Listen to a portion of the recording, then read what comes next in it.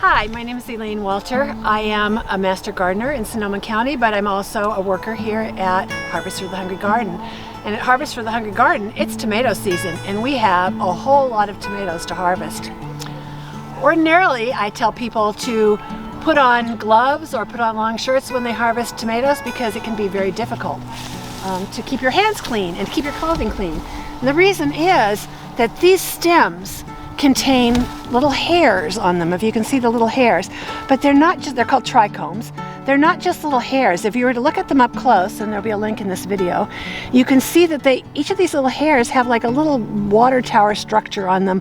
They're little glands, and the glands contain substances that get on your clothing, get on your hands, and they're there for a reason though. So one of the substances is alkyl sugar, and alkyl sugar, which is stored on these little hairs on the tomatoes, is very fatty. It's a lipid, and it causes insects to not want to walk on the tomato.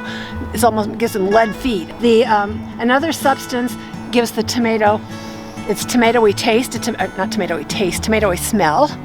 And another substance contains flavonoids, which of course we value when we eat tomatoes.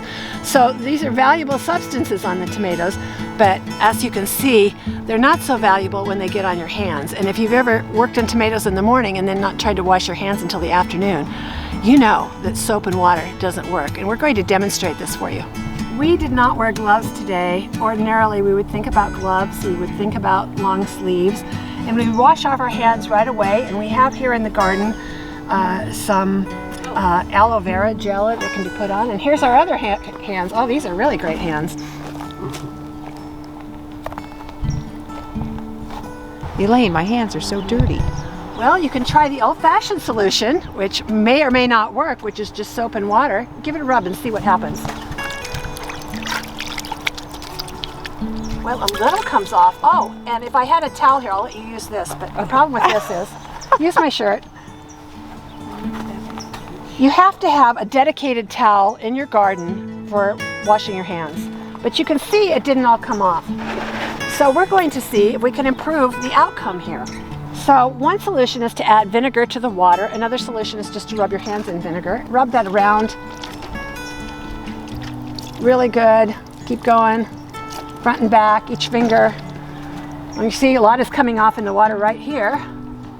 And now you can use some soap.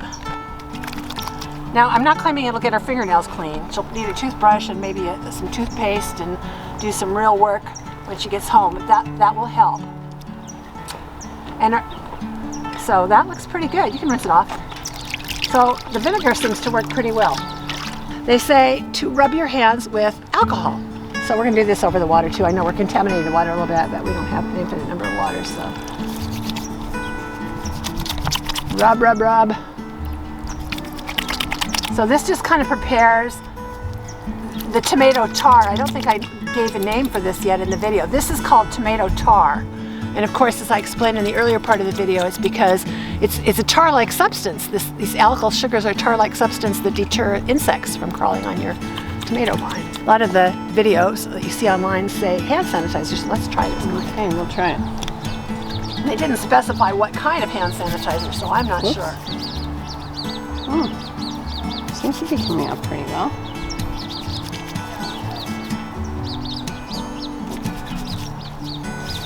Okay, we saved our dirtiest hands for the end here. Lemons supposedly work, so I'm going to do this on your hands, and then you can do the tomato on my hand, right? So here we go. And we can go back over to the water so you can rub that around. Come on over here. Rub it, rub it, rub it. Keep rubbing. I'm going to give you more lemon juice because I got it. Why not? Get both front and back, all the fingers. Oh, goodness, I don't have any cuts on my hands. They say that you could even take a greenish tomato and get that all over your hands. But I still have enough dirt to demonstrate. So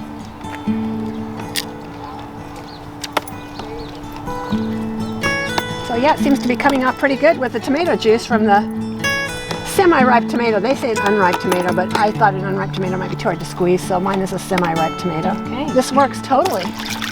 So that's our take on how to avoid tomato schmut, and which, by the way, is actually called tomato tar. I want to use the Master Gardener correct term.